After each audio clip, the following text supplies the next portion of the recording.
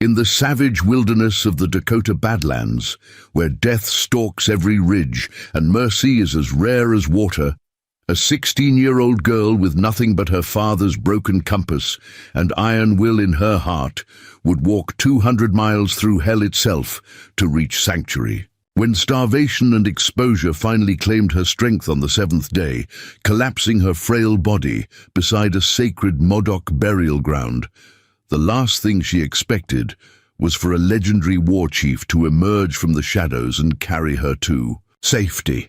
Neither the broken white girl nor the exiled Modoc leader could have known that this moment of desperate rescue would forge an alliance that would shake the very foundations of the frontier and challenge everything both their peoples believed about survival, honor, and the bonds that transcend all boundaries of blood and tradition. Before we jump back in, tell us where you're tuning in from, and if this story touches you, make sure you're subscribed, because tomorrow I've saved something extra special for you.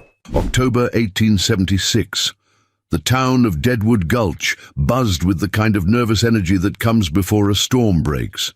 16-year-old Mercy Blackwood stood at the edge of what had been her family's general store, watching strangers rifle through the belongings that represented 3 generations of frontier survival.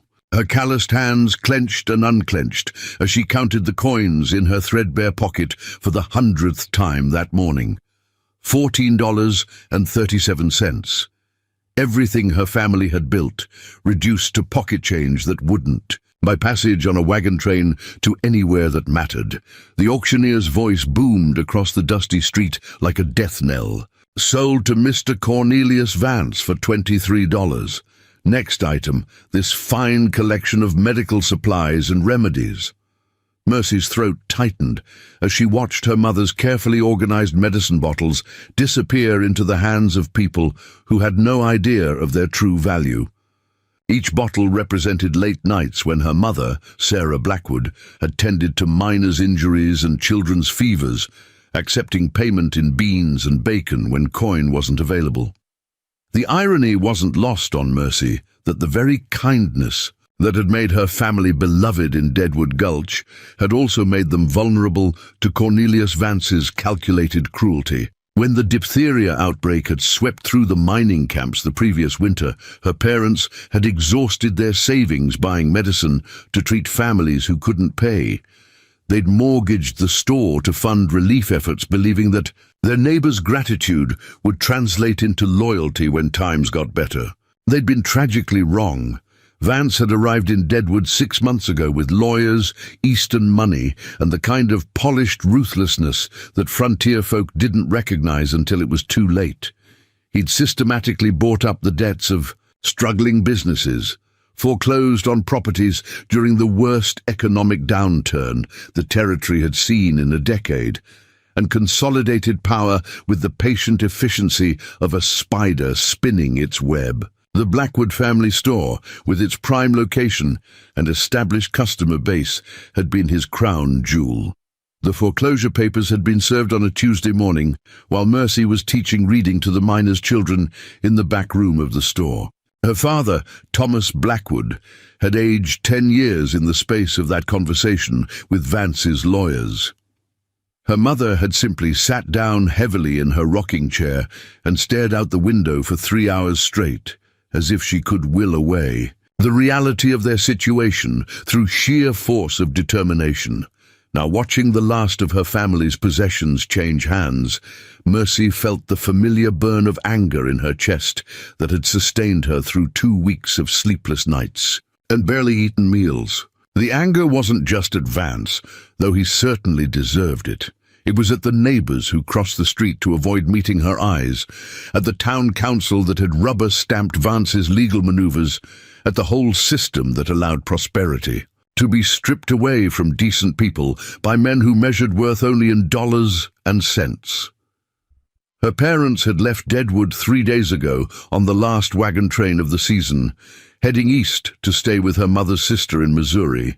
They'd begged Mercy to come with them, but she'd refused with the stubborn pride that was both her greatest strength and her most dangerous weakness. At 16, she was old enough to make her own choices, and she'd chosen to stay and fight even. When the odds were impossibly stacked against her, the plan had seemed reasonable when she'd first conceived it. Fort Laramie was 200 miles southwest through the Badlands, but it was also the last place in the territory where a person could start over without questions or baggage from the past. The fort needed skilled workers, and Mercy had inherited her mother's knowledge of herbal medicine and her father's head for business. More importantly, Fort Laramie was where her brother Daniel was stationed with the 7th Cavalry. Danny would help her get established, maybe even help her save enough money to bring their parents back west when the economic situation improved. 200 miles through some of the harshest terrain in the Dakota Territory. Mercy had walked long distances before, had helped her father on supply runs to the outer mining camps, had spent her whole life in country where self-reliance wasn't a virtue, but a necessity for survival. How hard could it be? As she watched Vance himself emerge from the store, carrying her father's prized collection of surveying instruments, Mercy felt her resolve crystallize into something hard and unbreakable. She would not give this man the satisfaction of witnessing her complete defeat. She would not crawl back to Missouri with her tail between her legs like some defeated animal. She was a Blackwood, and Blackwoods didn't surrender as long as they had breath in their bodies and fight in their hearts. The auctioneer was wrapping up the sale, and the crowd was beginning to disperse when Vance approached her with the careful steps of a man who knew he held all the cards but wanted to savor his victory. "Miss Blackwood," he said, removing his expensive hat with mock courtesy, "I trust you've had time to reconsider my generous offer of employment." Mercy had been dreading this conversation for days, but now that it was here, she found herself calmer than she'd expected. Vance's generous offer had been extended the day after the foreclosure, couched in language that made it sound like charity, but delivered with the kind of smile that made her skin crawl. A position as a clerk in his new consolidated general store, working for wages that would barely cover room and board in the company housing he'd established above the shop. Essentially, he wanted to keep her as an indentured servant, trading on her family's reputation with customers while paying her a fraction of what her work was worth. "I've given your offer all the consideration it deserves, Mr. Vance," Mercy replied, her voice steady despite the hammering of her heart, "and I find I must respectfully decline." Vance's smile tightened almost imperceptibly. "I see. And might I ask what other prospects you've arranged for yourself? Winter's coming, and I'm not aware of any other establishments in town that are hiring." "I'm leaving Deadwood," Mercy said simply.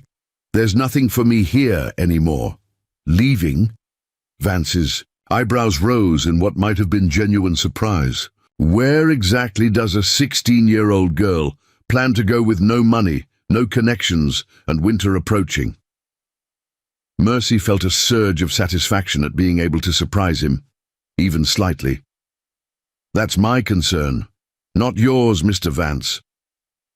For a moment, Vance's mask slipped completely, and Mercy saw something cold and calculating in his eyes that made her understand why grown men had been intimidated into selling their businesses for fractions of their worth. "Let me be very clear about something, Miss Blackwood," he said quietly.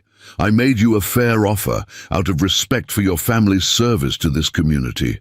That offer won't remain open indefinitely, and there won't be another one like it." "Winter in the Badlands kills people, young lady. Smart people accept help when it's offered. And smart people also know when help comes with too high a price," Mercy shot back. "Good day, Mr. Vance." She turned and walked away before he could respond, her spine straight and her pace measured despite the urge to run. She could feel his eyes on her back like a physical weight, but she didn't allow herself to look over her shoulder until she'd turned the corner onto the side street where she'd been staying in the boarding house Mrs. Patterson ran for single women.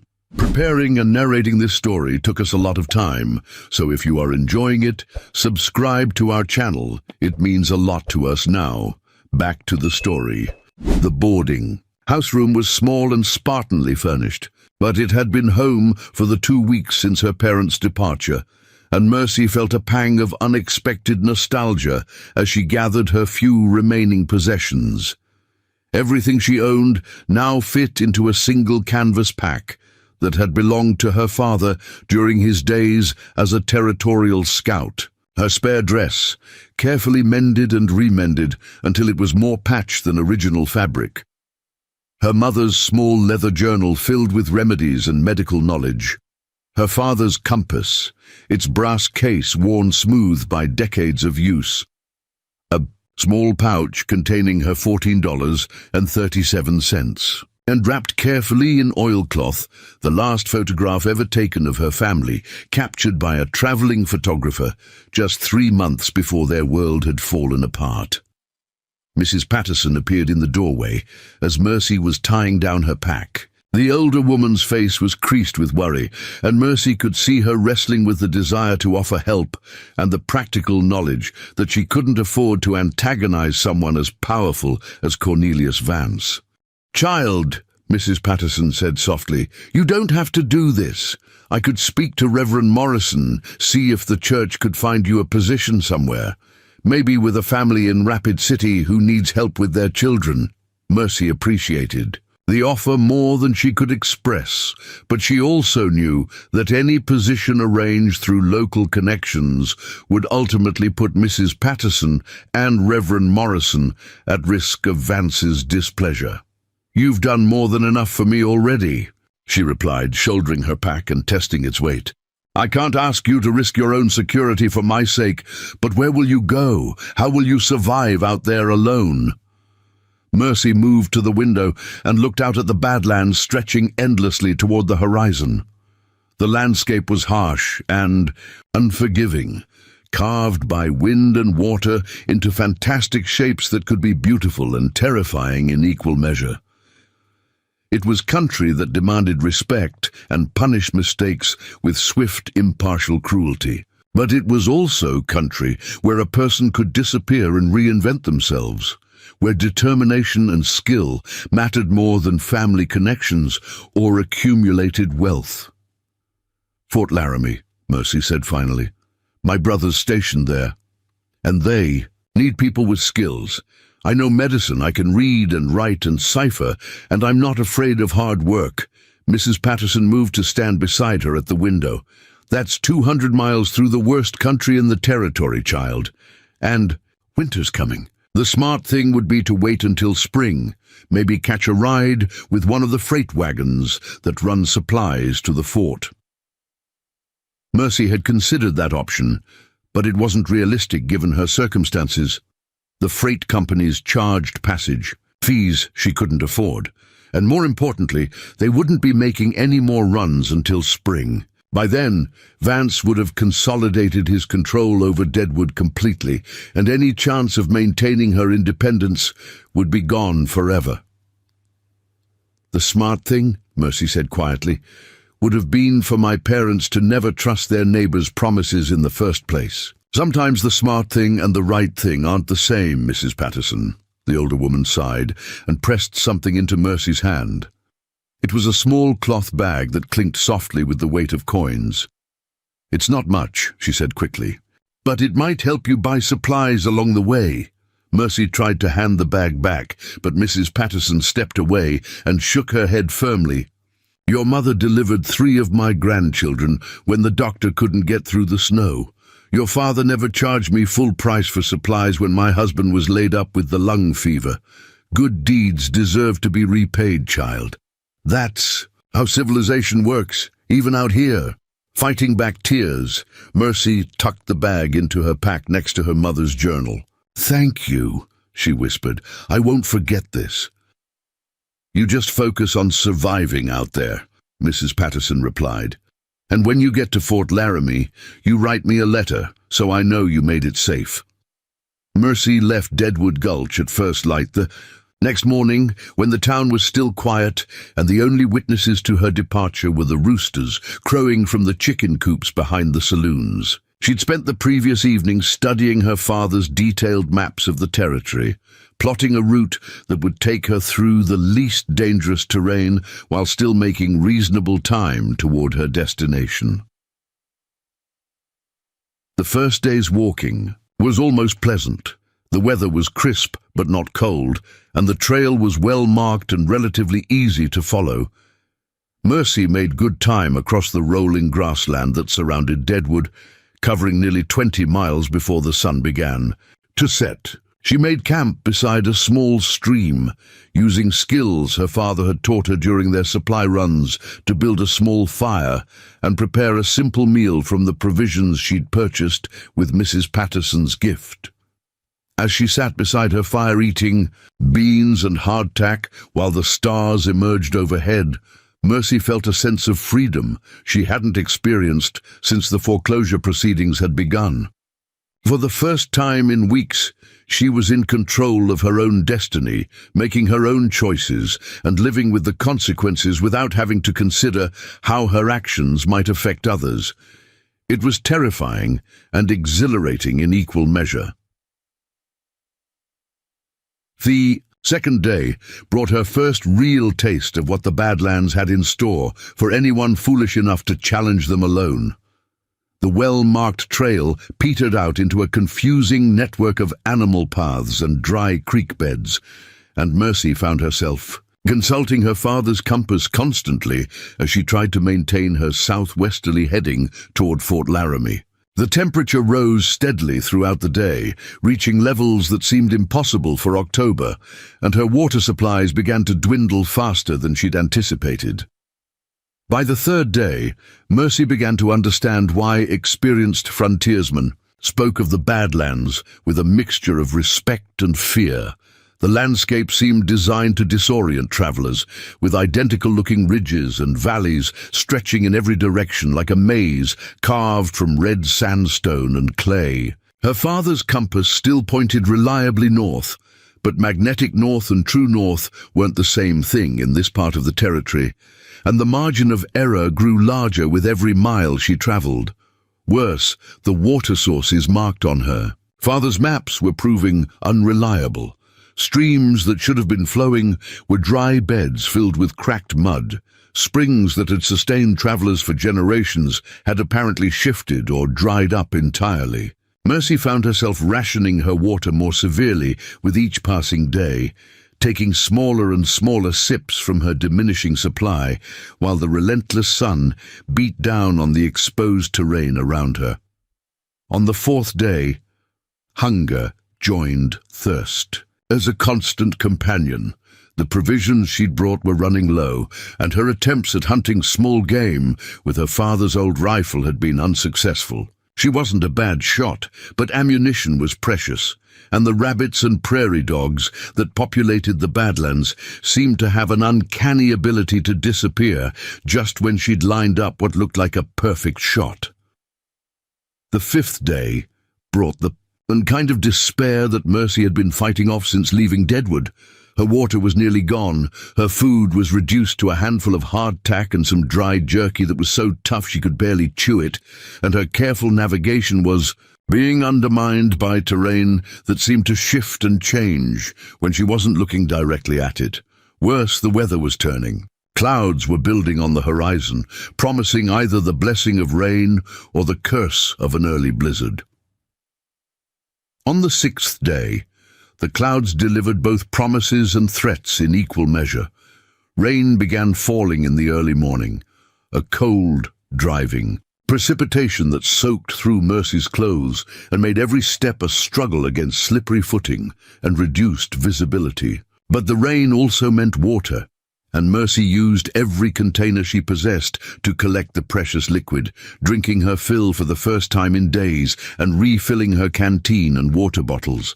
The blessing became a curse when the rain turned to sleet and then to snow as the day progressed. The temperature dropped 20 degrees in the space of 2 hours, and Mercy found herself struggling through increasingly difficult terrain while her wet clothes began to freeze against her skin. The weight of her pack seemed to double with the added moisture, and her boots, which had served her well on dry ground, became treacherous liabilities on the snow-slicked rocks and clay. By evening of the 6th day, Mercy knew she was in serious trouble. Her fire-building skills, adequate in fair weather, proved insufficient against the combination of wet wood and driving snow. She managed to get a small flame started using her carefully hoarded supply of dry tinder, but the fire barely generated enough heat to warm her hands, let alone dry her clothes or cook a proper meal. That night, huddled in what little shelter she could find beneath an overhanging rock formation, Mercy faced the possibility that her grand plan had been nothing more than the foolish pride of a 16-year-old girl who didn't know enough about the world to recognize her own limitations. She thought about her parents, probably warm and safe in Missouri by now, and wondered if they would ever learn what had happened to their stubborn daughter who'd chosen pride over prudence. But as the storm raged around her makeshift shelter, Mercy also thought about Daniel waiting at Fort Laramie, probably wondering why he hadn't heard from his family in months. She thought about Cornelius Vance, no doubt assuming that she'd crawled back to beg for his generous employment offer by now. She thought about all the people who'd written off the Blackwood family as another casualty of economic hardship and frontier pragmatism.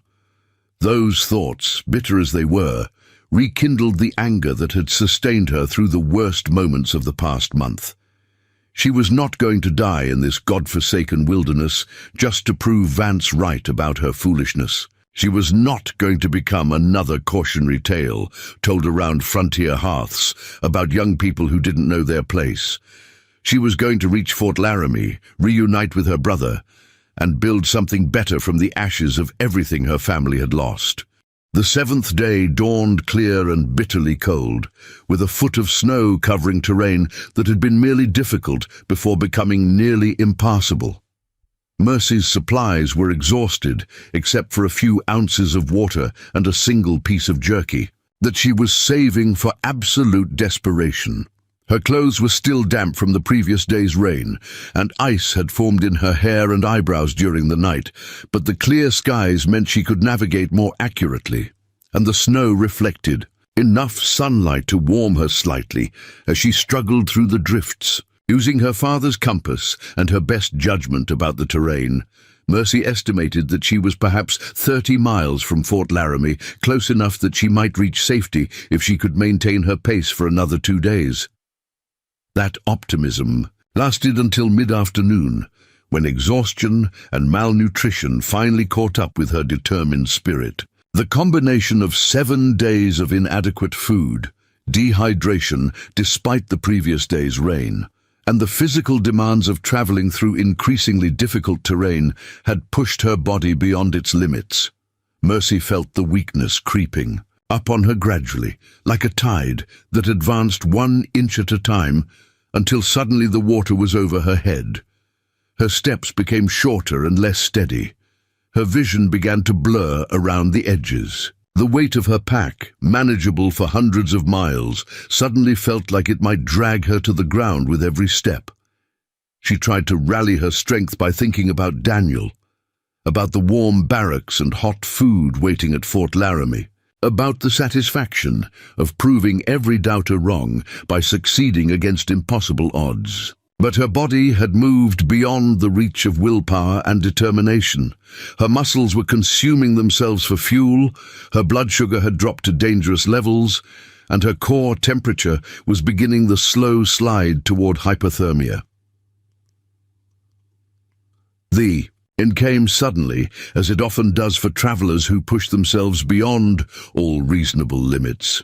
Mercy topped a small rise and found herself looking down into a valley where ancient rock formations stood like monuments to some forgotten civilization. The sight was so beautiful and so unexpected after days of monotonous Badlands that she stopped walking and simply stared, forgetting for a moment the desperate nature of her situation. That moment of inattention cost her the last reserves of strength she'd been hoarding for emergencies.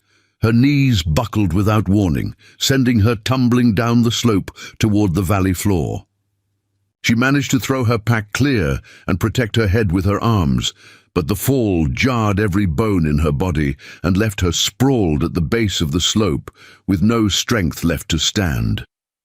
Mercy lay there for several minutes, waiting for her strength to return, waiting for the spinning in her head to stop, waiting for some sign that her body was ready to continue the fight. But as the sun continued its relentless arc across the sky and shadows began to lengthen around the rock formations, she realized with a clarity that cut through her exhaustion like a knife that she was not going to get up again.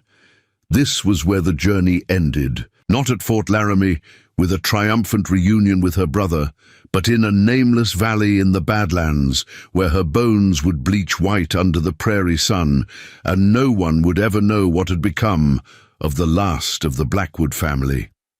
As consciousness began to slip away from her like water running through her fingers, Mercy's last coherent thought was a prayer that someone, someday, would find her father's compass and maps and put them to better use than she had managed.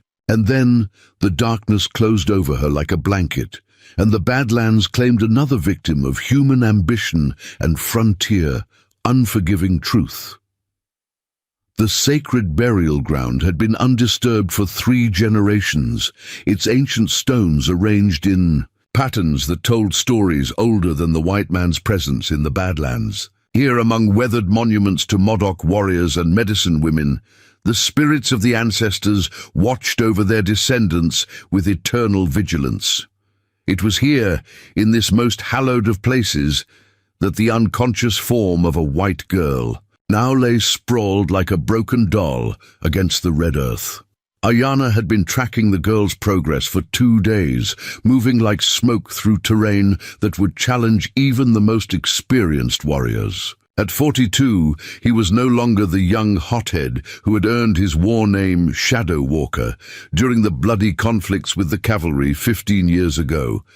Time and exile had taught him patience, observation, and the kind of wisdom that comes only from surviving when survival seems impossible. But nothing in his long experience of watching desperate travelers cross the Badlands had prepared him for the sight of this particular wayfarer. She was impossibly young, perhaps 16 summers, with hair the color of autumn wheat and skin burned. Robbed by exposure to elements that showed no mercy to the inexperienced, more troubling than her youth was her destination. For 2 days, Ayanna had watched her struggle through terrain that would test seasoned scouts, following a route that would take her directly through the heart of Modoc's sacred lands. No white person had set foot in these valleys for over a decade, not since the last of the failed peace treaties had driven his people deeper into the wilderness. The girl's collapse beside the ancestor stones was no accident, Ayanna realized, as he studied her motionless form from the concealment of the rock formations above. The spirits had guided her here, to this place where the boundary between the living world and the realm of the ancestors grew thin. But why? What purpose could the spirits have for bringing a dying white child to the most sacred ground of a people? Ayanna descended from his vantage point with the fluid grace that had made him legendary among both his own people and the cavalry officers who had hunted him through these same canyons years ago. Up close, the girl looked even more fragile than she had from a distance. Her breathing was shallow and irregular, her lips cracked and bloodless from dehydration. Her clothes, once of good quality, were torn and stained beyond recognition. But it was her hands that told the real story of her journey, hands that bore the calluses of honest work, not the soft palms of pampered Eastern wealth. Beside her lay a canvas pack that had been carefully repaired multiple times, its contents spilled. Across the ground from her tumbling fall down the slope, Ayana examined the scattered belongings with the thoroughness of a man whose survival had always depended on reading the truth of situations quickly and accurately. A compass of excellent craftsmanship, its brass case worn smooth by decades of use, maps drawn with the precision of someone who understood the deadly importance of accurate navigation. A leather journal filled with writing in a neat, educated hand, medical remedies and treatments that showed genuine knowledge, not superstition. Most telling of all was a small photograph wrapped carefully in oilcloth showing a family of 4, standing proudly in front of what appeared to be a frontier general store. The girl in the photograph, younger and healthier but unmistakably the same person who now lay unconscious before him, stood between a man and woman whose faces reflected the kind of quiet dignity that Ayana had learned to respect during his years of watching white settlers. These were not the soft, greedy people who had driven his tribe from their ancestral lands. These were workers, survivors, people who understood the harsh realities of frontier life. The girl stirred slightly, mumbling words that Ayana couldn't quite catch, but her breathing remained dangerously shallow, and her skin had taken on the waxy pallor that preceded death from exposure and starvation. She would not survive another night in the open, not in her current condition. The temperature was already dropping as evening approached, and the clear skies that had followed yesterday's storm promised a bitter cold that would finish what the journey had started. Ayana found himself facing a decision that would have been unthinkable just hours ago. For 15 years, he had lived in complete isolation from the white world, maintaining his exile from both societies with the discipline of a man who had chosen his path deliberately and without regret. He had watched wagon trains struggle past. In the distance, had observed the occasional lost traveler or prospector stumble through the outer edges of his territory. But he had never intervened. The spirits had given him sanctuary in these sacred lands, but that sanctuary came with the understanding that he would remain invisible, a ghost haunting the margins of both worlds. But the girl's presence here, in this most sacred of places, suggested that the spirits had other plans. Ayana had learned long ago to read the signs that others missed, to understand the subtle messages that the natural world constantly provided to those wise enough to listen. The fact that she had collapsed beside the ancestor stones, that her journey had brought her to the exact center of Modoc sacred territory, that she carried the tools and knowledge of someone who might actually survive if given proper care. None of this was coincidence. The decision, when it finally came, felt less like a choice than like the inevitable unfolding of a destiny that had been set in motion long before either of them had been born.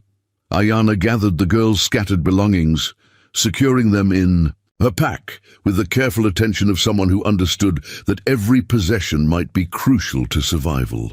Then, with movements as gentle as those he might use to handle an injured fawn, he lifted her unconscious form and began the careful journey to his hidden camp.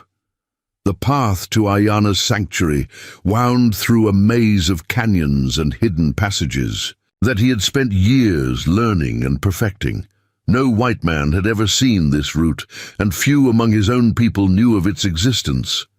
It was a path that required perfect knowledge of handholds and footing, where a single misstep could send the unwary tumbling into crevasses that would swallow them without trace. Carrying the additional weight of an unconscious person made the journey exponentially more dangerous, but Ayana moved with the confidence of absolute familiarity.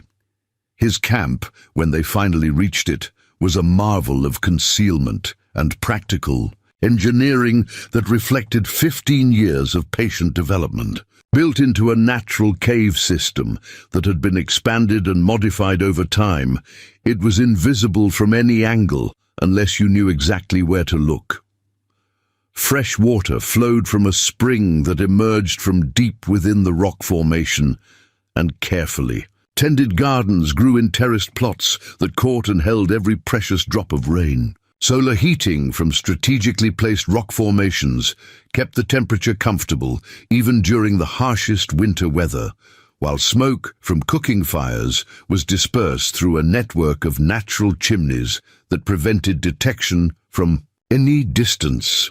Ayana laid the girl on a bed of soft furs in the cave's main chamber, then immediately began the careful work of assessment and treatment that would determine whether his intervention had come in time to save her life. Her pulse was weak but steady, her breathing shallow but regular.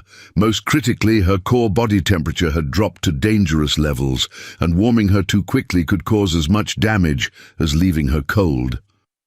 Working with the patience of someone who had learned medical skills through years of treating injuries and illnesses without access to white man's medicine, Ayana began the slow process of bringing her back from the edge of death. Warm broth, administered drop by drop to avoid overwhelming her damaged digestive system. Heated stones, wrapped in soft leather to gradually raise her body temperature without causing shock. Herbal preparations designed to combat dehydration and restore the mineral balance that her body desperately needed. As he worked, Ayana found himself remembering another time, another place, when he had performed similar ministrations for someone whose life hung in the balance. Makawi, his wife, dying slowly from the lung sickness that the white man's diseases had brought to their people. He had tried everything then, traditional remedies, desperate trips to white settlements to steal medicine, prayers and offerings to every spirit that might have the power to intervene. But modern medicine had been beyond his reach, and traditional treatments had been inadequate against diseases that his people had never encountered before. Makawi had died in his arms on a night much like this one, her breath growing shallower with each passing hour, until finally it stopped altogether. He had buried her according to Modoc tradition, then walked away from everything he had ever known, choosing exile over the constant reminder of his failure to save the person who mattered most to him in the world. Now, 15 years later, he found himself once again fighting death for the life of someone who should have been a stranger. But as he watched the girl's color slowly improve under his careful treatment, as her breathing deepened and steadied, Ayana began to understand that perhaps this was not coincidence but completion. Perhaps the spirits had brought her here not just to test his commitment to isolation, but to offer him a chance at redemption that he had never expected to receive. The girl slept deeply for 18 hours, her body finally able to rest and recover, under the protection of shelter, warmth, and proper medical care. When she finally began to stir, Ayana was ready with water and a thin soup made from rabbit and wild vegetables. He had positioned himself where she could see him clearly when she opened her eyes, knowing that the first moments of consciousness would be crucial in determining how she reacted to finding herself in the care of a man her people had been taught to fear. Mercy Blackwood opened her eyes slowly, her vision swimming as consciousness returned in gradual waves. The first thing she noticed was warmth, blessed, life-giving warmth that seemed to penetrate to her very bones. The second was the soft glow of firelight dancing on stone walls, creating an atmosphere of safety and comfort that seemed impossible after the harsh realities of the Badlands. The third was the man sitting quietly beside her bed, watching her with dark eyes that held depths of knowledge and experience far beyond anything she had ever encountered. He was Native American. That much was immediately obvious from his features and the traditional clothing he wore. But beyond that, Mercy found it difficult to categorize him according to the stereotypes that frontier society had taught her to expect. He was neither the noble savage of romantic literature, nor the bloodthirsty warrior of penny dreadfuls. He was simply a man, perhaps in his 40s, with graying hair braided in traditional fashion and hands that showed the calluses of someone accustomed to both hard work and precise craftsmanship. "You are safe," he said quietly, his English perfect but accented with the rhythms of another language. "You collapsed near the sacred places of my people. The spirits guided me to find you before the cold could finish what the hunger had started." Mercy tried to sit up, but dizziness immediately forced her back down to the furs. How long have I been here?" "Nearly 2 days. Your body was very close to giving up its fight. Another few hours in the cold, and even the spirits would not have been able to call you back." The reality of her situation began to sink in gradually. She was alive when she should have been dead, warm and safe when she should have been freezing in the wilderness, in the care of someone who had every reason to consider her an enemy. "Why did you help me?" she asked, genuinely puzzled. "Your people and mine. We're not exactly friends." Ayana considered the question for a long moment before answering. "The spirits do not recognize the boundaries that men draw on their maps," he said finally. "They see suffering and respond to it, regardless of the color of skin or the language. Of prayers, you were brought to our sacred places for a reason, though I do not yet understand what that reason might be." Mercy studied his face, searching for signs of deception or hidden motives and finding none. Everything about him radiated a kind of calm competence that reminded her of her father at his best, someone who had learned to read situations accurately and respond appropriately regardless of personal feelings or prejudices. "My name is Mercy. Blackwood," she said finally. "I was trying to reach Fort Laramie. My brother's stationed there with the cavalry." "I know of this fort," Ayana replied. "It is still many days' travel from here, even for someone in good health and properly equipped." The weight of her situation hit Mercy like a physical blow. She had been so focused on simply surviving each day of her journey that she hadn't fully considered what would happen if she failed to reach her destination. Now lying helpless in the cave of a man whose people had every reason to hate hers, she was forced to confront the possibility that her grand plan had been doomed from the beginning. "I don't have anywhere else to go," she admitted the words, coming out more quietly than she had intended. "My family lost everything to a man who bought up our debts and foreclosed on our store. My parents went back east, but She trailed off, realizing how foolish her reasoning must sound to someone who had obviously survived much worse hardships. "But you chose to walk 200 miles through the Badlands rather than accept defeat," Ayana finished for her. There was no mockery in his voice, only a kind of understanding that surprised her. "This shows either great courage or great foolishness, perhaps both." Despite everything, Mercy found herself smiling slightly. "My father always said those two things were closer related than most people like to admit." "Your father sounds like a wise man. The fact that you survived 7 days in country that kills experienced travelers suggests that his wisdom was not wasted on you." Over the next few hours, as Mercy's strength slowly returned under Ayana's careful ministrations, she found herself sharing more of her story than she had intended. There was something about his quiet presence that invited confidence, a sense that here was someone who had also known loss and hardship intimate enough to understand without judging. She told him about the Blackwood family's 3 generations in Deadwood Gulch, about her parents' decision to mortgage everything to help their neighbors during the diphtheria outbreak, about Cornelius Vance's systematic destruction of local businesses, and her own refusal to accept his degrading employment offer. She spoke of her brother Daniel and her hopes of starting over at Fort Laramie, of her determination to prove that the Blackwood family would not go quietly into obscurity. Ayana listened without interrupting, occasionally asking quiet questions that showed he understood not just the facts of her story, but the emotional currents that had driven her to make such a desperate choice.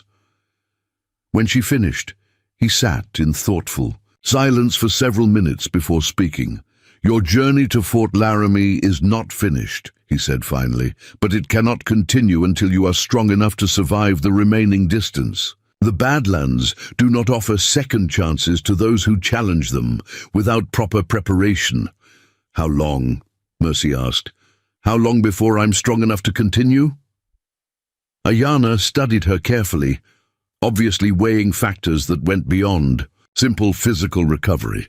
"If you rest properly and follow my guidance for rebuilding your strength, perhaps 2 weeks. Maybe 3, but there are other considerations beyond your health." "What kind of considerations?" "Winter comes early to this country, and it shows no mercy to travelers caught in the open. The wise course would be to wait until spring before attempting to complete your journey." The thought of spending an entire winter as a dependent on someone who owed her nothing was almost unbearable, but Mercy was beginning to understand that her choices had been narrowed considerably by her current circumstances. "And you would allow me to stay here that long? The spirits brought you to our sacred places for a reason," Ayana repeated. "Until that reason becomes clear, you will remain under their protection. And mine." That night, as Mercy lay on her bed of soft furs, listening to the wind howling through the canyons outside, she reflected on the strange turns that had brought her to this moment. 3 days ago, she'd been ready to die alone in the wilderness, convinced that her stubborn pride had finally led her beyond the reach of help or hope. Now she was safe and warm in the hidden sanctuary of a man whose people her own government had declared enemies, receiving care and protection that she had no right to expect. She thought about the stories she had heard around frontier hearths, tales of savage Indians who tortured captives and showed no mercy to white settlers. Those stories seemed not just wrong, but maliciously false, when measured against the reality of Ayana's quiet competence and genuine concern for her welfare. Whatever else he might be, he was neither savage nor merciless.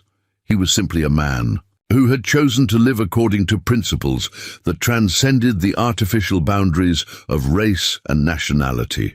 But Mercy also understood that accepting his protection came with obligations that went beyond simple gratitude. She was now entangled in a situation that could have profound consequences for both of them if discovered by the outside world. A white girl living in the camp of an exiled Modoc warrior would be seen as either a captive to be rescued or a traitor, to be punished, depending on who found them first. The thought should have been terrifying, but instead Mercy found it oddly liberating. For the first time since her family's downfall had begun, she was free from the expectations and prejudices of white frontier society. Here, in this hidden sanctuary, she could simply be herself without worrying about how her choices might reflect on her family's reputation or her own prospects for a respectable future. As sleep finally claimed her, Mercy's last conscious thought was a prayer of gratitude to whatever spirits had guided Ayana to find her beside the ancestor stones. She had set out from Deadwood Gulch, hoping to reach Fort Laramie and reunite with her brother. Instead, she had found something far more valuable and infinitely more dangerous, a chance to discover who she really was, when stripped of everything she had thought defined her identity. In the darkness of the cave, Ayana sat watch beside the dying fire, his mind turning over questions that had no easy answers. The girl's presence here would change everything he knew. 15 years of careful isolation were about to come to an end, one way or another. The only question was whether that change would bring salvation or destruction to them both. 3. Weeks had passed since Ayana had carried Mercy's unconscious form from the sacred burial ground, and the hidden sanctuary had transformed from a place of solitary exile into something resembling a home. The change was subtle but profound, like the difference between a cave that sheltered one lost soul and a dwelling that nurtured two people learning to trust each other against all the odds that history and circumstance had stacked against them.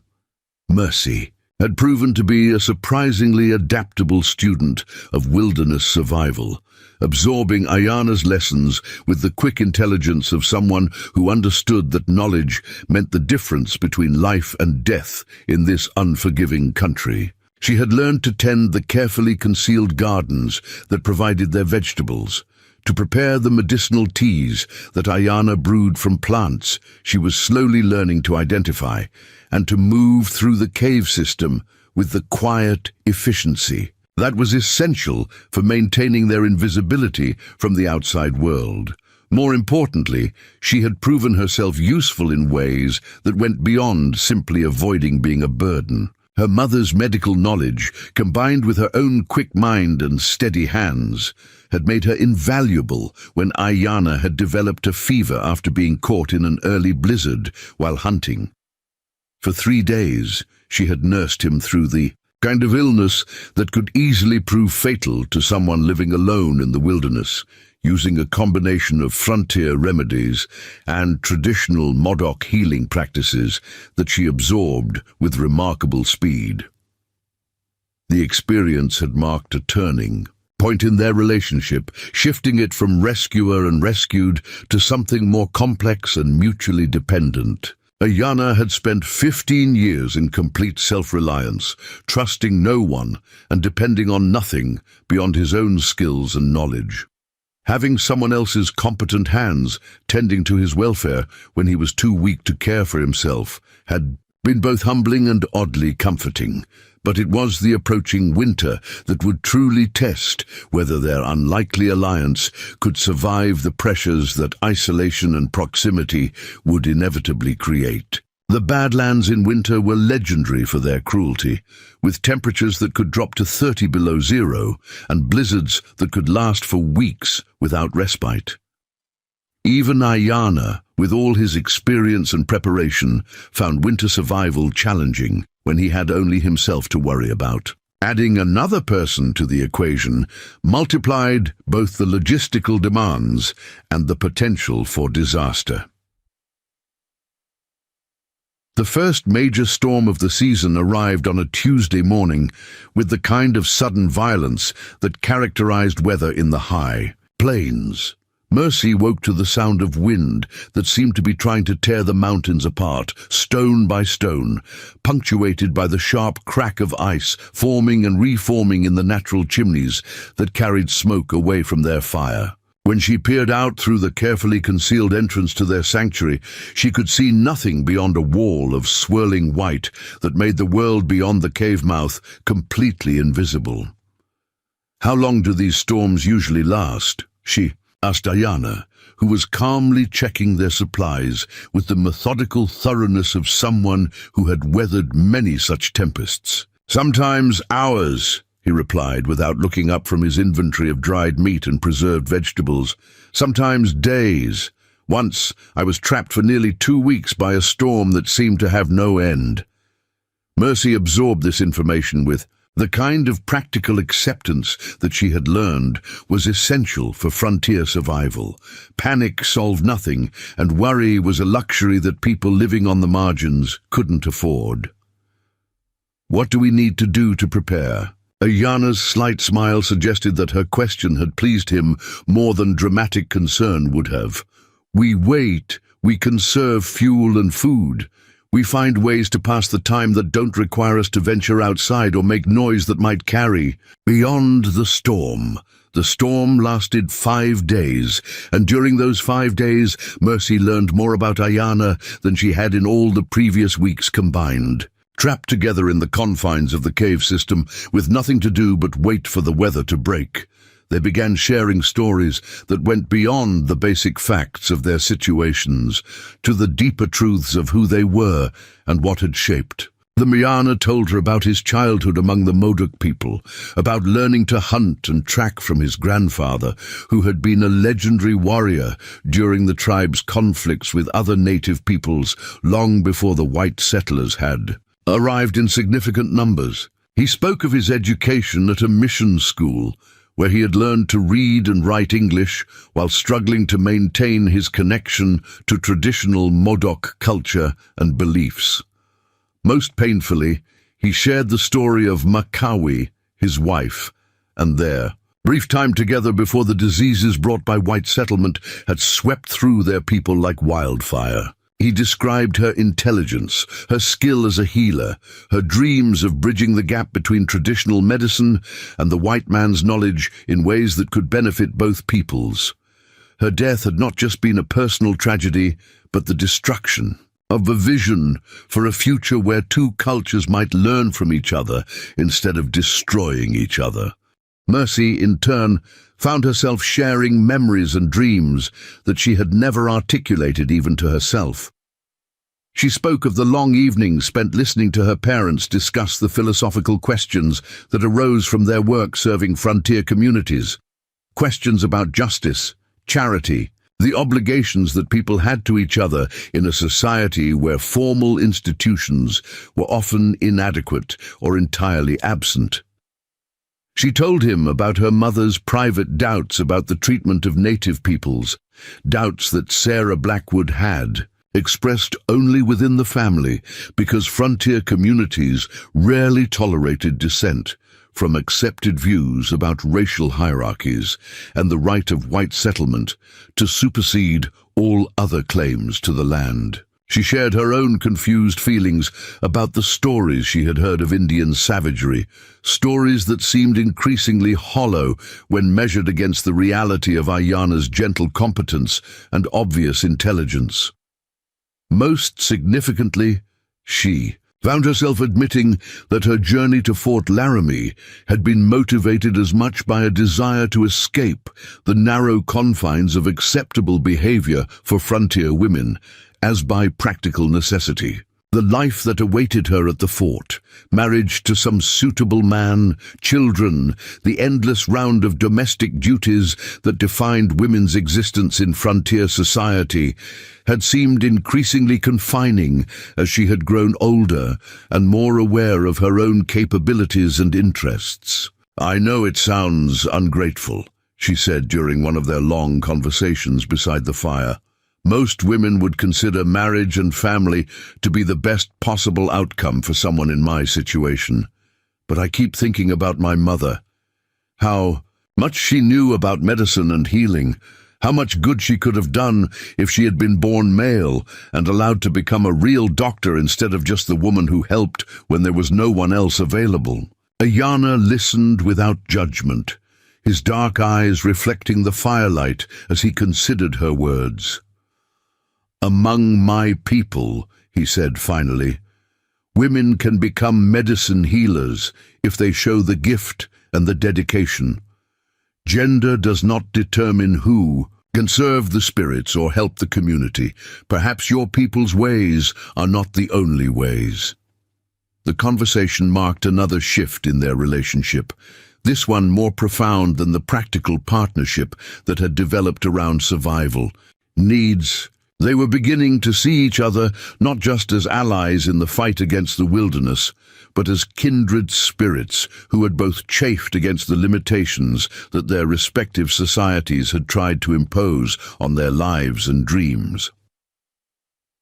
When the storm finally broke and they emerged from the cave to survey a world transformed by snow and ice, Mercy realized that something fundamental had changed during those 5 days of enforced intimacy. The polite distance that had characterized their early interactions had given way to something warmer and more comfortable, a sense of understanding that transcended the cultural barriers that should have made real friendship impossible. But their newfound comfort with each other was about to be tested by challenges that went far beyond weather and wilderness survival. On the second day after the storm, while checking the snares that provided much of their fresh meat, Ayana discovered tracks in the snow that made him freeze with recognition and dread. "We need to return to the cave immediately," he told Mercy, his voice carrying an urgency that she had never heard before. "And we need to be very careful about leaving any signs of our passage." Mercy had learned to trust Ayana's instincts absolutely, when it came to wilderness dangers, so she asked no questions as they made their way back to the sanctuary with the kind of painstaking attention to concealment that spoke of serious threat. Only when they were safely inside did she finally ask what had alarmed him. "Soldiers," Ayana said simply. "A patrol from Fort Laramie, probably searching for winter campsites for hostile Indians.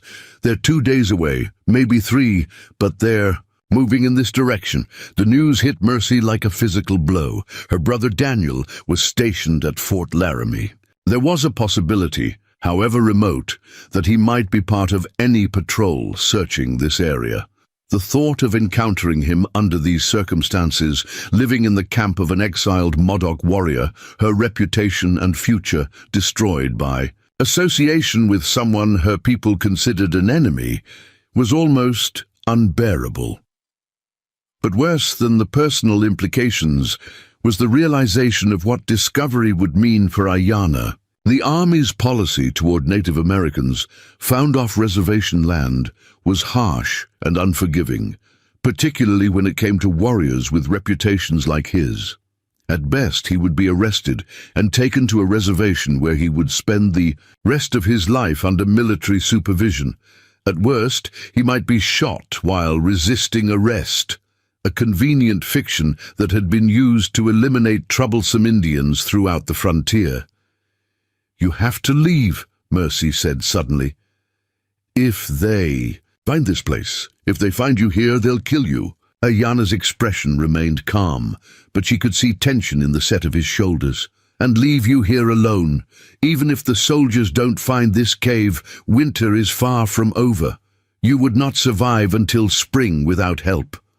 I'll take my chances with the soldiers. I'm white, I'm a woman, they'll help me get to the fort safely. But if they find you with me—" She couldn't finish the sentence, but they both understood what capture would mean for him. "There is another possibility," Ayana said slowly, obviously weighing the implications of whatever he was considering. "But it would require you to trust me completely, and it would mean giving up any chance of reaching your brother this winter." Mercy studied his face, reading the conflict between his desire to protect her and his knowledge of what that protection might cost them both. "What kind of possibility?" "There are places deeper in the Badlands where no white man has ever ventured, places where the spirits of the ancestors make the very air dangerous for those who do not belong. We could go there, wait out the winter in complete safety from discovery. But the journey would be difficult, and the isolation would be total. Once we left this place, there would be no returning until spring." The choice he was offering her was stark in its implications. Stay here and risk discovery by the patrol, with all the catastrophic consequences that would follow for both of them. Or venture deeper into the wilderness with a man who was already risking everything to protect her, trusting in his knowledge and skills to keep them both alive through the hardest months of winter. But even as Mercy considered the practical aspects of the decision, she realized that the choice went deeper than simple survival calculations. Ayana was offering her something that no one in her previous life had ever offered: complete trust, mutual dependence, a partnership between equals that ignored all the social conventions and racial prejudices that had shaped every other relationship she had ever known. "How soon would we need to leave?" she asked. "Tonight, if possible. Tomorrow night at the latest. The longer we wait, the greater the chance that the patrol will pick up our trail." Mercy looked around the cave that had been her sanctuary for nearly a month, noting the small improvements and personal touches that had made it feel like home, despite its primitive conditions. Leaving meant abandoning not just physical comfort, but the first place where she had felt truly free to be herself without apology or explanation. But staying meant risking not just her own future, but Ayana's life. And that was a price she could not bring herself to pay. What would we need to take with us? Ayana's relief was visible, though he tried to hide it behind practical concerns. Only the essentials: food, medicine, weapons, warm clothing. Everything else stays here. They spent the remaining daylight hours preparing for a journey that would take them farther from civilization than either of them had ever been. Ayana packed supplies with the efficiency of someone who had learned to live out of a pack during his years as a scout and warrior.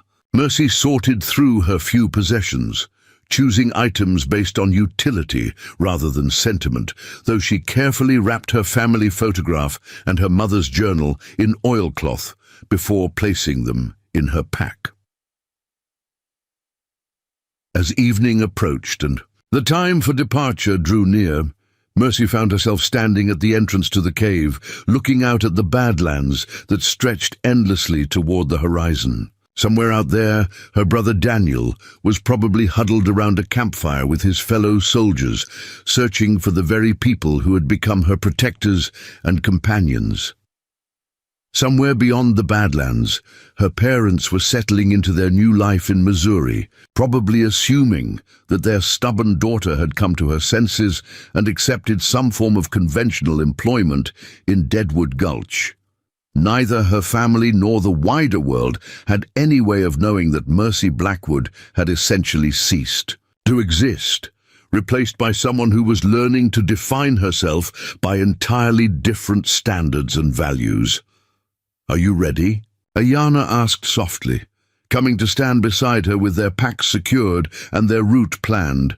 Mercy took one last look at the sanctuary that had saved her life and taught her things about herself that she had never suspected. Then she turned, away from the cave and toward the deeper wilderness, toward whatever destiny awaited them in the sacred places where few white people had ever ventured and none had ever returned to tell the tale.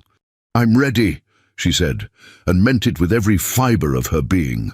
They left the cave as darkness fell, moving like shadows through terrain that seemed actively hostile to human presence.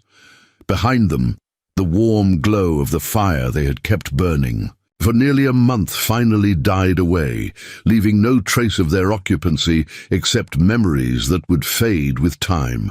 Ahead lay the unknown, dangerous and unforgiving, but also free from the constraints and prejudices that had shaped both their lives until this moment.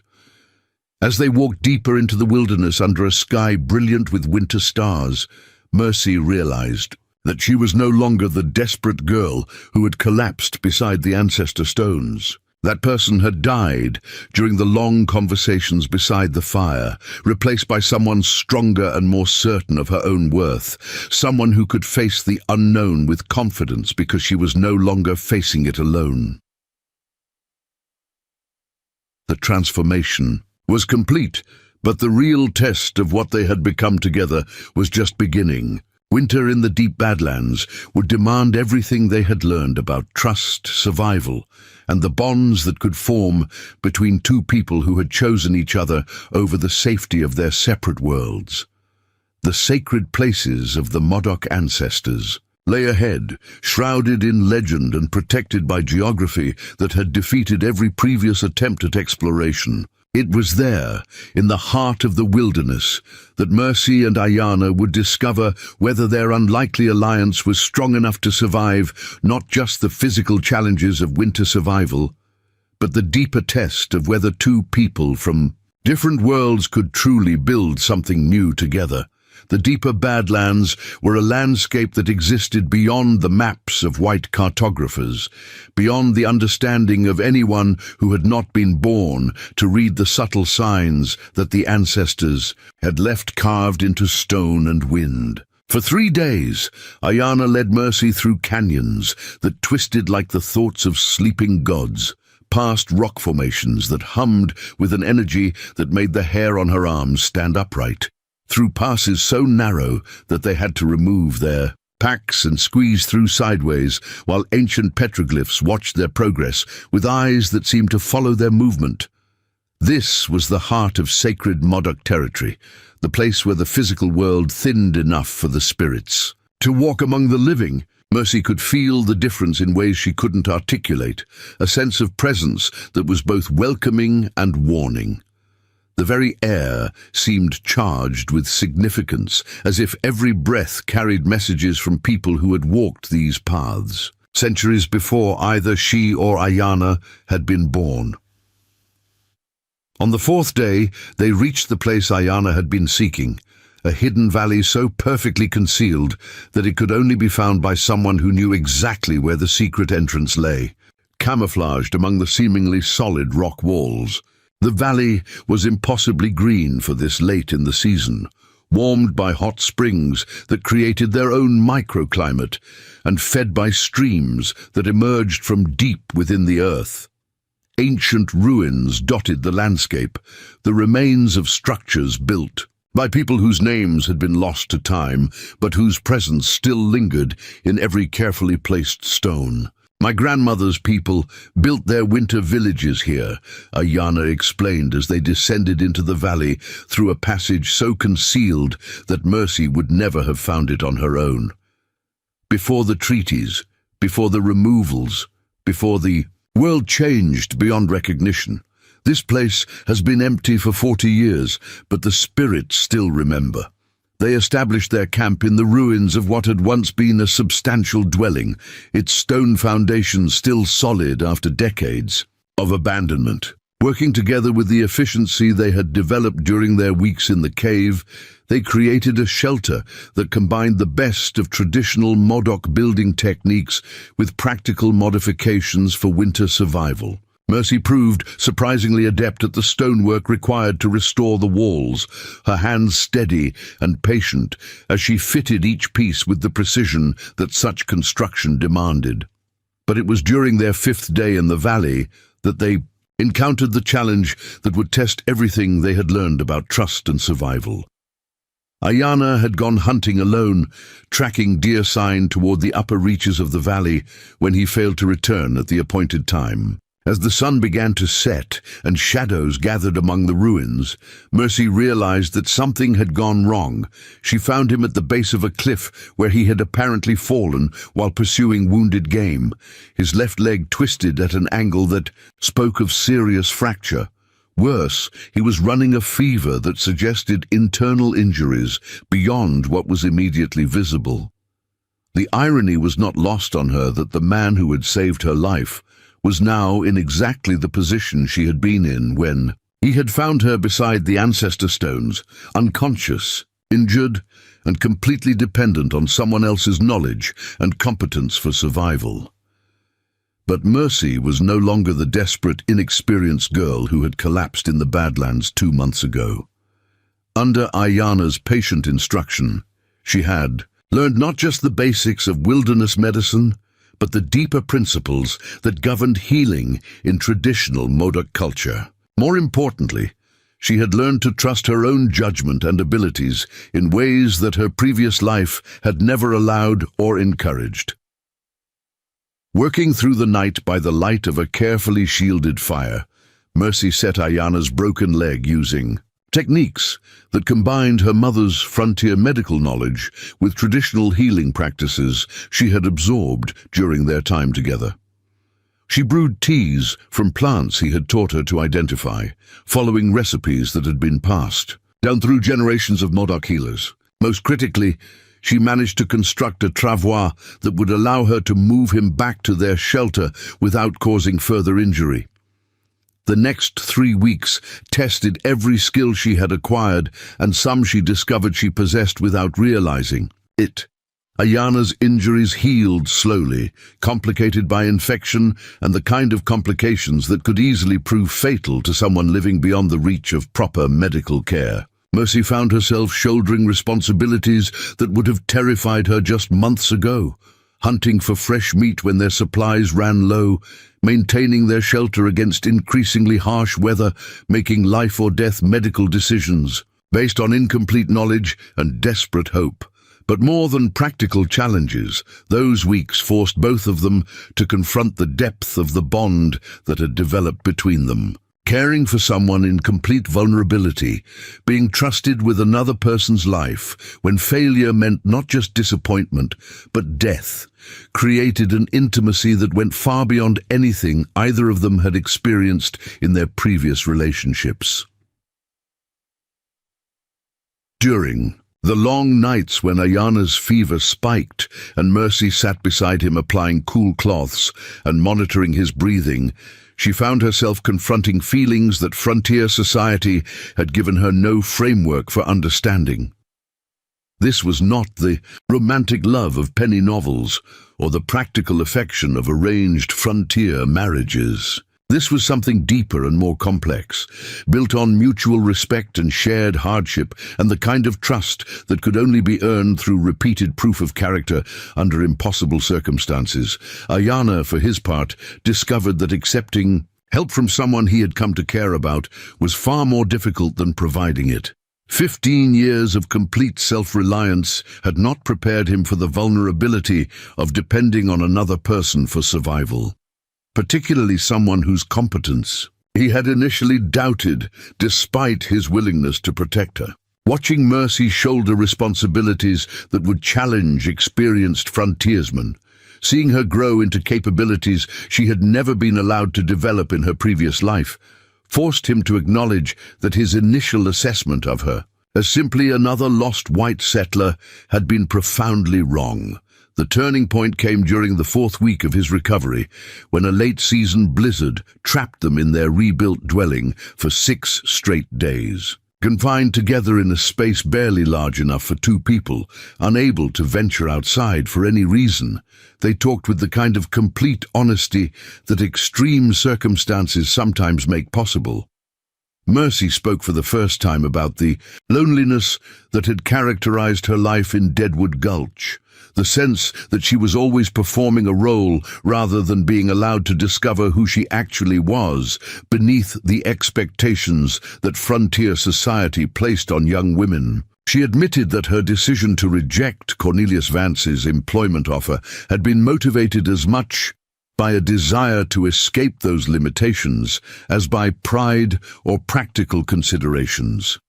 Ayana, in turn, shared memories of Macaulay that he had never spoken aloud before, describing not just his grief at her death, but his guilt at feeling that their love had been incomplete, that they had never moved beyond the formal courtship patterns of traditional Modoc culture to the kind of deep partnership that he had always believed marriage should be. He spoke of his regret that they had never had the chance to know each other as equals, to build something together that reflected both their individual strengths and their shared vision for the future.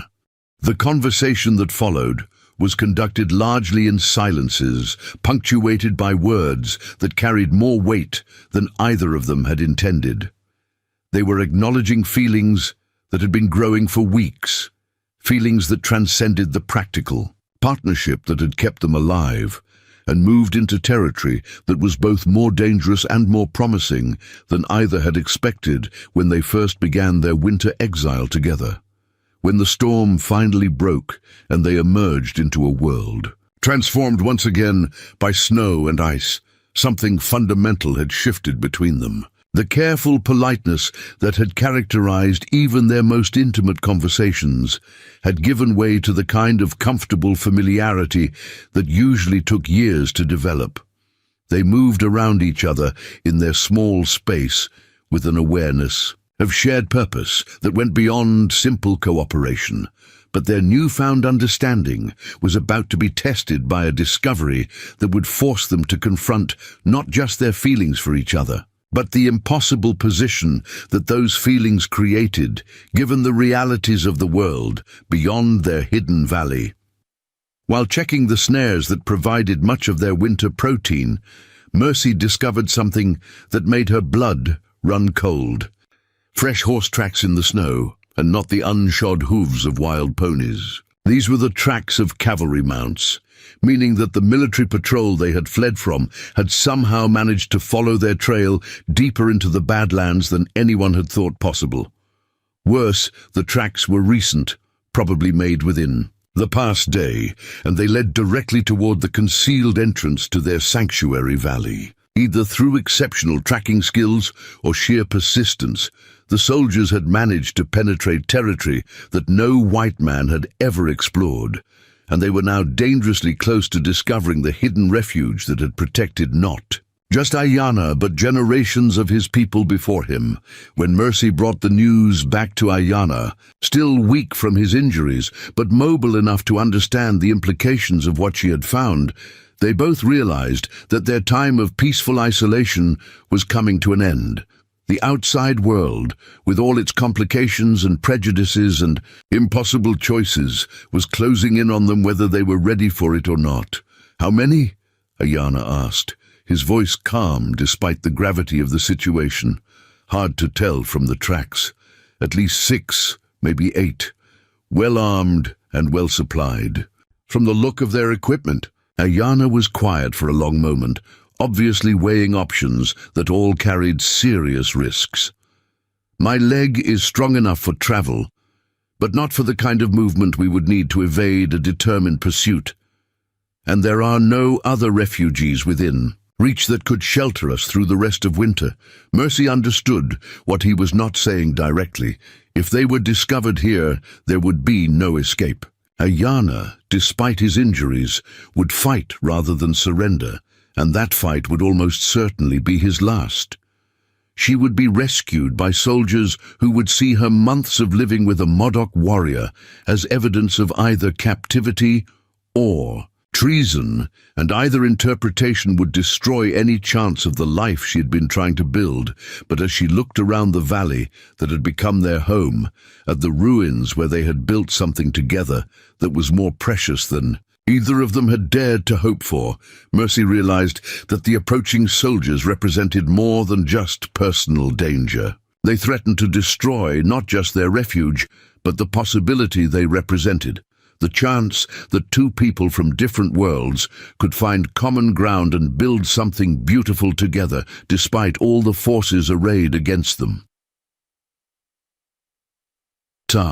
Choice that lay ahead would test everything they had learned about trust, sacrifice, and the kind of love that was strong enough to survive in a world determined to tear it apart. And the decision they made would determine not just their own fates, but whether the bridge they had built between their peoples would survive to inspire others or be destroyed by the same prejudices and fears that had already claimed so many. Lives on both sides of the cultural divide. The cavalry patrol reached the valley's hidden entrance at dawn, their movements betraying the exhaustion of men who had pushed themselves beyond all reasonable limits in pursuit of a quarry they barely understood. Lieutenant Daniel Blackwood led the column with the grim determination of a man whose personal stake in the mission went far beyond military duty. For 3 months he had carried the weight of not knowing what had become of his sister, the brilliant and stubborn girl who had vanished from Deadwood Gulch like smoke in the wind. The official mission was routine: locate and arrest hostile Indians reported to be wintering in the deep Badlands, a standard operation that Daniel had carried out dozens of times without particular enthusiasm or personal investment. But when the description of the missing persons had included a young white woman, possibly taken captive, Daniel's blood had turned to ice in his veins. The timing, the location, the circumstances all pointed to a possibility that he could barely bring himself to consider.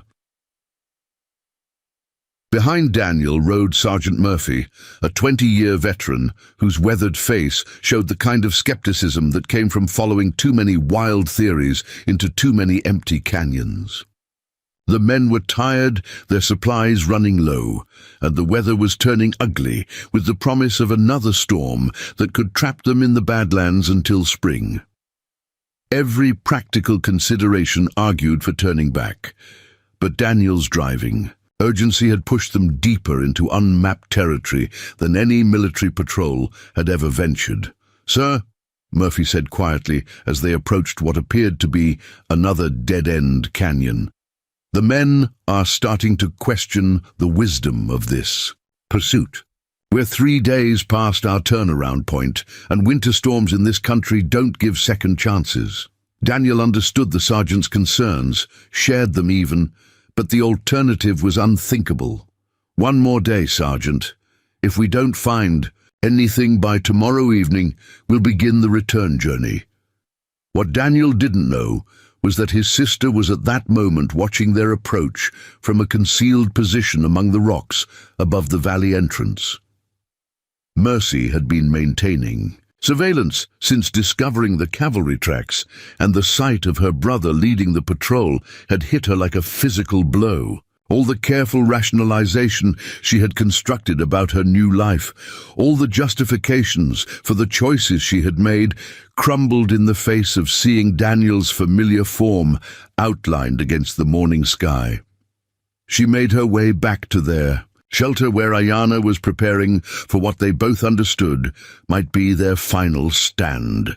His leg was still weak, but he could move well enough to fight, and fight he would, rather than allow himself to be taken alive. The irony of the situation was not lost on either of them.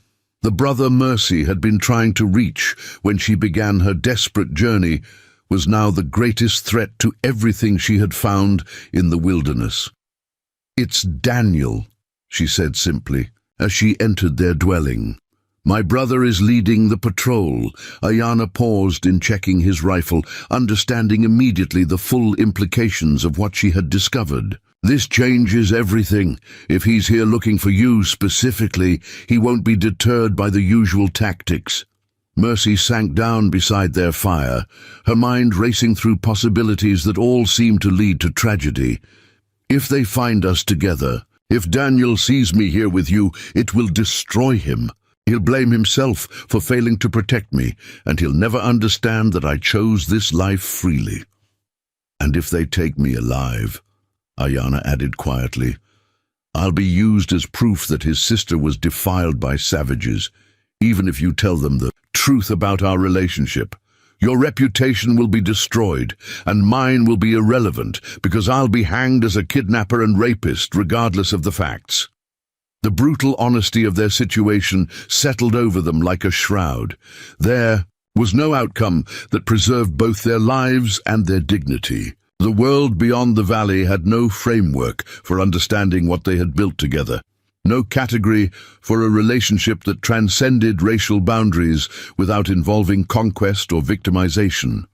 But as they sat in the dwelling they had rebuilt together, surrounded by the evidence of their partnership and the life they had created in defiance of all expectations, Mercy found herself thinking not about what they might lose, but about what they had already achieved. For 4 months, they had proven that love could exist without ownership, that two people from different worlds could build something beautiful together if they were willing to see past the artificial barriers that society had constructed. "There is another way," she said slowly, an idea taking shape that was either brilliant or completely insane. "What if we don't hide from them? What if we meet them openly and tell them the truth?" Ayana looked at her as if she had suggested they simply leap from the nearest cliff. "Mercy, these are soldiers who have been trained to see my people as enemies. They won't listen to explanations, and they won't care about the truth of our relationship. They'll listen to Daniel," Mercy insisted. "He's my brother, and he loves me. If I can make him understand that I'm here by choice, that you saved my life and treated me with honor, maybe we can find a solution that doesn't end with one of us dead.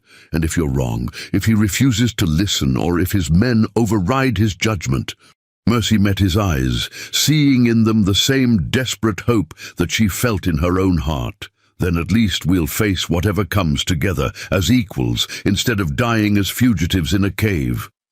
The decision, once made, required careful planning. They could not simply walk out of the valley and hope for the best.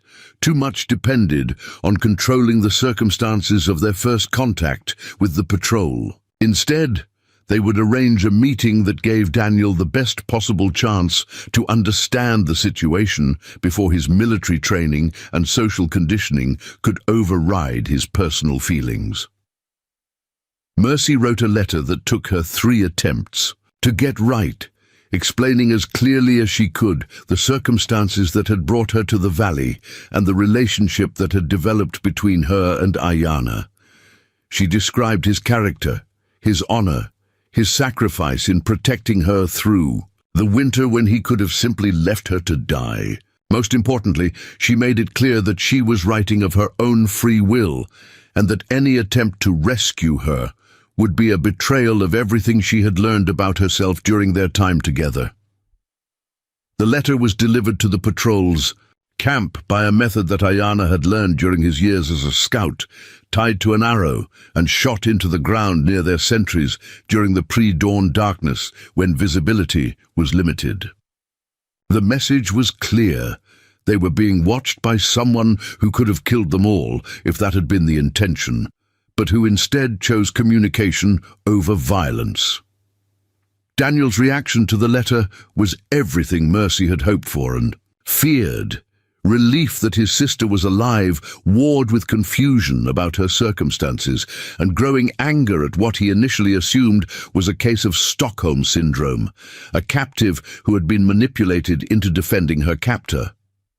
But as he read and reread her words, the voice that came through was unmistakably that of the strong-willed, intelligent woman he had known all his life, not a broken victim parroting her captor's instructions. The meeting was arranged for neutral ground, a clearing halfway between the patrol's camp and the valley entrance, with both sides understanding that weapons would be present but not drawn unless absolutely necessary. Mercy and Ayana approached on foot, hands visible and movements deliberate, while Daniel advanced with two of his most trusted men, while the rest of the patrol maintained a defensive perimeter. The first moments were the most dangerous, as 20 years of military conditioning and racial prejudice clashed with Daniel's love for his sister and his growing recognition that the situation was not what he had expected. Ayana stood beside Mercy with quiet dignity, his bearing that of a man who was prepared to die for his principles, but who preferred to live for them if possible. "Mercy," Daniel said, his voice rough with emotions he was struggling to control. Are you truly here of your own choice?" "I am," she replied, her own voice steady despite the tears she was fighting back. "Daniel, this man saved my life when I was dying in the Badlands. He protected me through the winter when he could have easily left me to freeze. Everything I told you in the letter is true." Daniel's eyes moved to Ayana, seeing not the savage he had been expecting, but a man whose calm competence and obvious intelligence challenged every stereotype he had been taught to accept. "And you," he said, addressing Ayana directly. "What do you want from my sister?" "Nothing that she does not freely choose to give," Ayana replied in English that was both precise and dignified. "I ask only that you judge me by my actions toward her, not by the color of my skin or the uniform you wear." For several long minutes the clearing was silent, except for the wind moving through the pines and the distant call of a hawk circling. Overhead, Daniel was wrestling with concepts that challenged everything he had been taught about duty, honor, and the proper relationship between whites and Indians. His sister was asking him to accept not just that she had survived among people he had been trained to consider enemies, but that she had found love and partnership that transcended all the boundaries that frontier society considered sacred. The decision that Daniel made in that moment would determine not just the fate of his sister and the man she loved, but the kind of person he would be for the rest of his life. He could follow military protocol and arrest Ayana, rescue his sister from a situation that his training told him was inherently wrong regardless of her protests. Or he could trust in the evidence of his own eyes and the voice of the woman he had raised as much as their parents had, accepting that love and honor could exist in forms that his world had never imagined. "Sergeant Murphy," Daniel said finally, his voice carrying the authority of a decision that would be impossible to reverse. "Make note in the patrol log that our search for hostile Indians has been unsuccessful. We found no evidence of unauthorized native presence in this area." Murphy's eyebrows rose slightly, but 20 years of military service had taught him when to ask questions and when to simply follow orders. "Yes, sir. Shall I order the men to prepare for return to the fort?" "You shall. We'll begin the journey back tomorrow morning." Daniel turned back to his sister, his expression a mixture of love, concern, and acceptance that he was clearly still struggling to fully embrace. "I won't pretend to understand everything about your situation, Mercy, but I can see that you're safe, and that's what matters most. When spring comes, if you want to visit the fort, if you want to write to our parents, the opportunity will be there." Mercy stepped forward and embraced her brother, tears flowing freely now that the immediate danger had passed. "Thank you," she whispered. "Thank you for trusting me." As the patrol prepared to leave the Badlands, carrying with them a secret that would never appear in any official report, Mercy and Ayana returned to their valley, knowing that they had achieved something that seemed impossible just hours before. They had faced the outside world on their own terms and emerged with their relationship intact and their dignity preserved. But more than personal victory, they had proven that understanding could exist across racial lines when people were willing to look beyond stereotypes and prejudices to see the humanity in each other. Daniel's choice to trust his sister's judgment over his military training represented a crack in the wall of hatred and misunderstanding that divided their peoples, a small hope that perhaps the future might hold possibilities for peace that the present could barely imagine. Winter was far from over, and many challenges still lay ahead, but they would face them together as equals, with the knowledge that love had proven stronger than prejudice and that honor could exist in forms that the world had never expected to see. Spring arrived in the sacred valley like a whispered promise finally kept, transforming the landscape.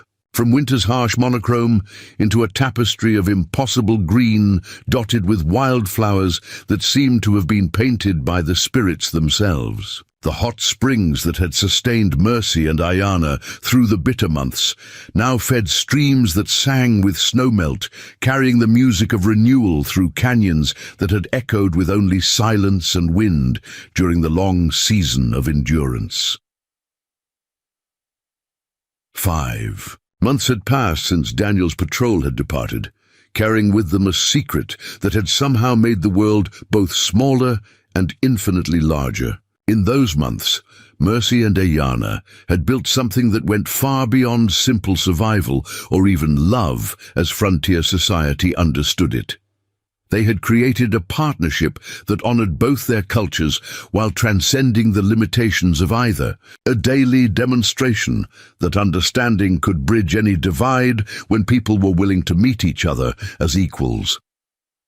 The dwelling they shared had evolved from a shelter rebuilt from ancient ruins into something that truly deserved to be called home. Mercy's practical frontier skills combined with Ayana's traditional knowledge had produced innovations that would have impressed engineers from either culture. Solar heating systems based on Modoc principles but enhanced with techniques her father had learned from German immigrants, water management that combined European hydraulics with native understanding of seasonal flows. Gardens that grew food plants from both traditions, creating a cuisine that reflected their blended heritage. But the most significant changes were not visible in their physical surroundings, but in themselves.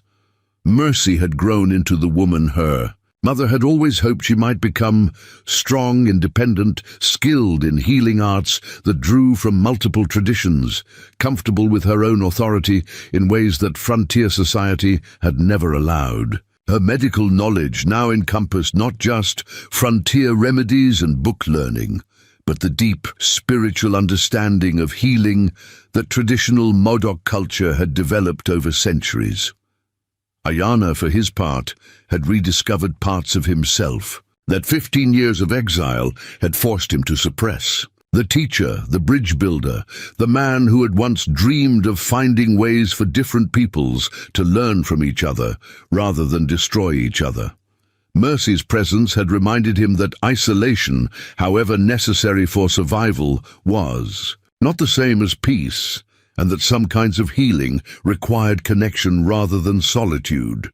Their relationship had deepened through the winter into something that neither of their cultures had adequate language to describe.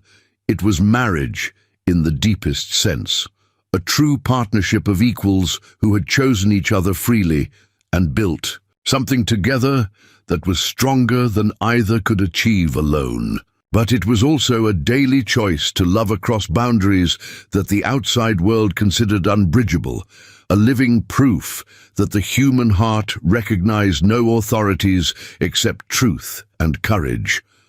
The question that had haunted them both as winter began to release its grip was what would come next. Spring meant that travel would once again be possible, that the outside world, with all its complications and prejudices, would become accessible. Daniel's acceptance had given them hope, but one man's enlightened choice could not change the attitudes of entire societies.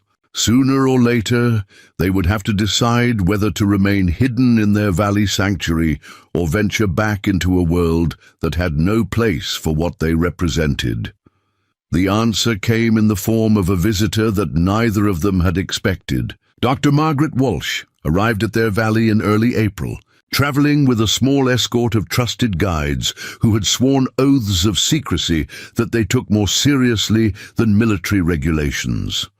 Dr. Walsh was a woman whose reputation in frontier medicine was matched only by her scandalous disregard for social conventions that limited what women were supposed to accomplish. She had come at Daniel's invitation, carrying supplies and a proposal that offered possibilities neither Mercy nor Ayana had dared to imagine. Dr. Walsh needed an assistant. For a new medical mission she was establishing to serve remote communities throughout the Dakota Territory. Someone with proven skills in frontier medicine, knowledge of traditional healing practices, and the courage to work in places where conventional doctors feared to venture. Lieutenant Blackwood tells me his sister has become quite accomplished in medical arts, Dr. Walsh said, as she examined their dwelling and gardens with obvious approval. He also tells me she's learned things about traditional healing that could revolutionize how we approach medicine in frontier communities. Mercy felt her heart racing as she began to understand what was being offered. "You want me to work with you? But surely you know about my circumstances." Dr. Walsh's laugh was rich with humor that held no judgment. "My dear girl, I've been breaking social conventions since before you were born. What matters to me is competence, not conformity. If you can heal the sick and save lives, I couldn't care less who you share your bed with or what color his skin might be." But the proposal went deeper than simple employment. Dr. Walsh had been observing the changes in frontier society, the slow but growing recognition that survival in harsh territory required cooperation and understanding between different peoples. She envisioned a new kind of medical practice that drew on all available knowledge, rather than limiting itself to European traditions while dismissing native healing arts as superstition. "I need someone who can serve as a bridge," she explained, "to both Mercy and Ayana. Someone who understands both worlds and can help me establish clinics that serve everyone, regardless of race or social position. It would be dangerous work, and the pay would be modest, but the opportunity to save lives and change minds would be considerable." Ayana listened to the proposal with the careful attention of someone who had learned to read between the lines. "Of white society's offers, and what would be my role in this arrangement? I suspect frontier communities would not welcome a Modoc warrior as a medical practitioner, regardless of his qualifications." Dr. Walsh studied him with the same direct assessment she had given their dwelling and gardens. "Actually, I was hoping you might consider working with us as well. Not openly at first, perhaps, but there are many ways a person with your knowledge could contribute to healing work while maintaining discretion about his background." The conversation that followed stretched late into the night, covering practical considerations and philosophical questions in equal measure. Dr. Walsh painted a picture of a future where medical knowledge was shared freely across cultural boundaries, where healing became a force for bringing people together rather than maintaining the divisions that had caused so much suffering. For Mercy, the proposal offered everything she had dreamed of, but never dared to hope for. Meaningful work that used all her capabilities, the chance to honor both her mother's legacy and the traditional knowledge she had learned from Ayana, and most importantly, a way to remain true to the love she had found while still contributing to the wider world. For Ayana, it represented something even more profound, a chance to fulfill the dreams he had shared with Makawi, to serve as a bridge between peoples rather than a warrior dividing them. The irony that this opportunity came through his relationship with a white woman was not lost on him, but perhaps that irony was itself part of the healing that both peoples needed. The decision, when it finally came, felt as natural as breathing. They would leave the sacred valley not permanently, but as a base to return to when the work grew too difficult or the world's hostility became too much to bear. They would join Dr. Walsh's mission, contributing their combined knowledge to healing work that could save lives and gradually change attitudes through the simple demonstration that cooperation produced better results than conflict. Their last morning in the valley dawned clear and bright, with spring warmth that promised the kind of traveling weather that made long journeys possible rather than merely endurable. As they packed their belongings and prepared to close up the dwelling that had sheltered them through the transformative months of winter, Mercy and Ayana both understood that they were leaving as different people than they had been when they arrived. The sacred valley had given them more than physical sanctuary.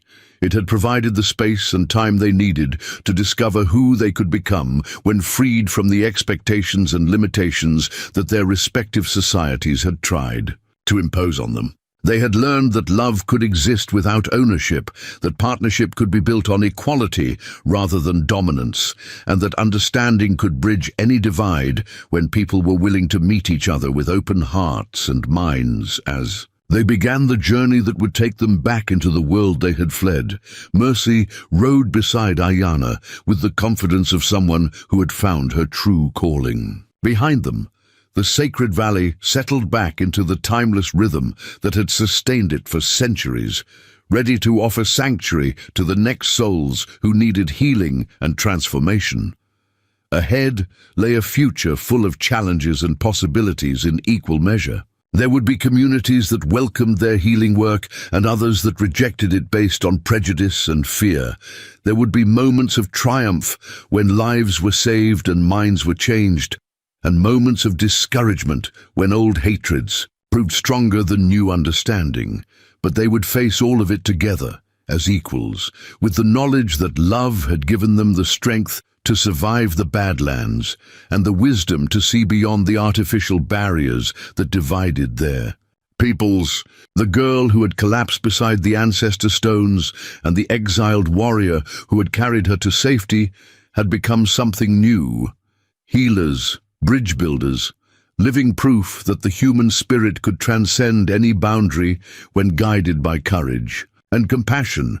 In the years that followed, their names would become legend in their own way, spoken with respect in frontier communities where their medical skills had saved lives that conventional medicine had given up on. But the real measure of their success would not be found in the stories told about them, but in the slow, steady change in attitudes that their daily example made possible, one healed patient and one opened mind at a time. The Badlands had tested them and found them worthy. Now it was time to discover what the wider world would make of the love they had forged in its sacred places, and what that love might accomplish when offered freely to all who needed healing. Up next, you've got two more standout stories right on your screen. If this one hit the mark, you won't want to pass these up. Just click and check them out, and don't forget to subscribe and turn on the notification bell so you don't miss any upload from us.